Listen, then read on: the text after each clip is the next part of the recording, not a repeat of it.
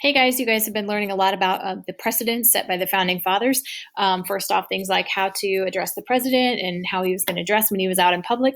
You've also been learning about how they were going to set up the executive branch by using that cabinet of advisors that would help the president, and how they were going to set up the judicial branch by utilizing a Supreme Court. Today, we're going to focus on the ways that the founding fathers responded to some of the challenges facing the new nation. And one of the biggest challenges they were going to have at the beginning was how to deal with the national debt. Now, how did the new nation get into so much debt so quickly? We're a brand new country. How did we acquire so much debt? Well, this actually came because of the Revolutionary War. We had just fought in the war, and we had just earned our independence from Great Britain. We had just called ourselves a brand new country, but we had a lot of war debt. It had taken a lot of money to buy supplies, to buy ammunition, and to pay soldiers to actually participate in the Revolutionary War.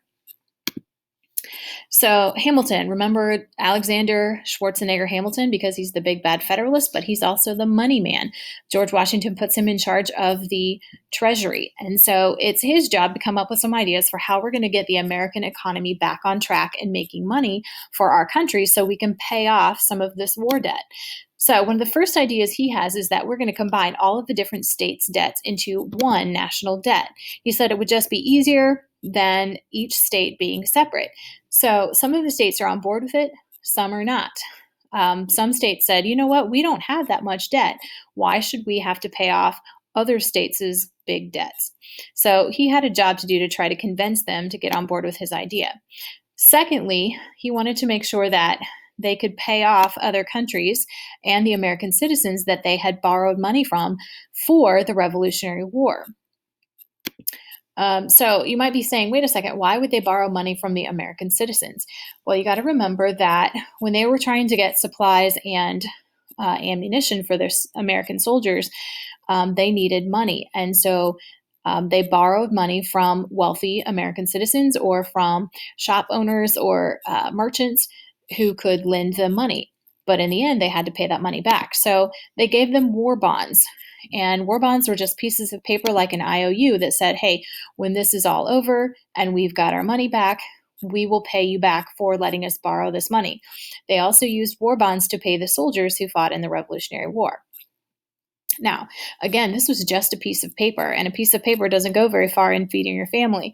So while they were waiting to get their money back from the country who is broke and has no money, some of those people who owned the war bonds sold their war bonds to speculators. Now, speculators are people who already have plenty of money and they're willing to risk their money in hopes of making a profit in the future. And so those soldiers who need to feed their families right now took their war bond and said, hey, you know what? I know it's worth $10, but I need money right now. So I'm going to sell it to you for $5. And you give me $5 right now. You can keep the war bond until the country has enough money to pay you back. So these speculators took the war bonds. But the problem was when Alexander Hamilton decided that they would pay the war bonds back, the money was going to actually go to the speculators and not to those people who originally earned them. So not back to the soldiers and not back to the American citizens who had originally lent their money to the country. So this made a lot of people angry as well. So Hamilton was going to have to come up with a way to try to get everybody on board with some of his ideas. So one of the ways that he was able to get the states to go along with his plan was that he said, you know what? If you would agree to let us combine all of the states' debts into one national debt, we are going to move the capital from its original location in New York City up to its own section called the District of Columbia that's in Maryland, so it would be in the South. And so because they decided to move it from the northern states down to the southern states agreed that they would be on board with combining the national debt.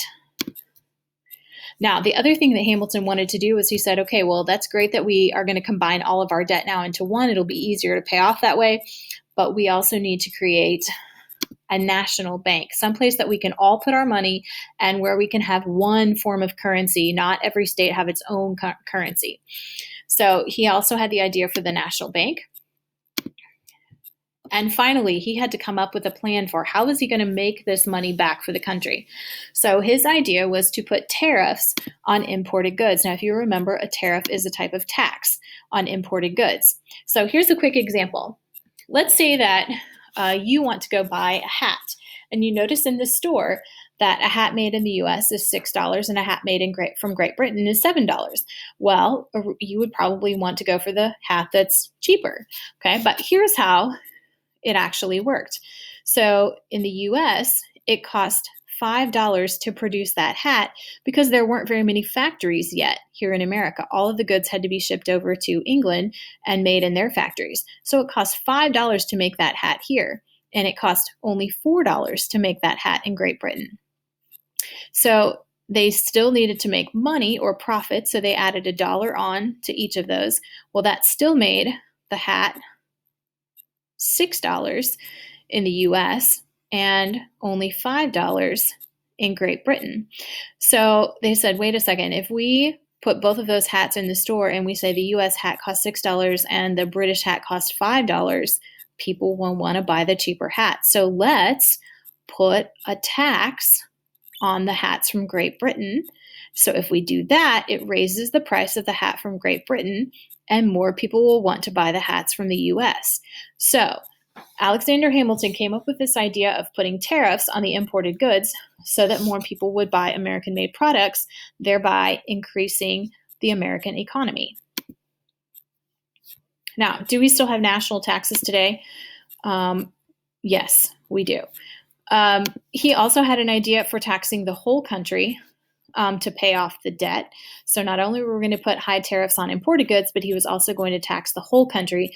And an example of this is the whiskey tax that they're going to put on supplies. Now, I'm going to have you pause the video here because what you're going to do is that you're going to be watching a video about the Whiskey Rebellion and find out a little bit more about why Americans disliked paying a federal tax.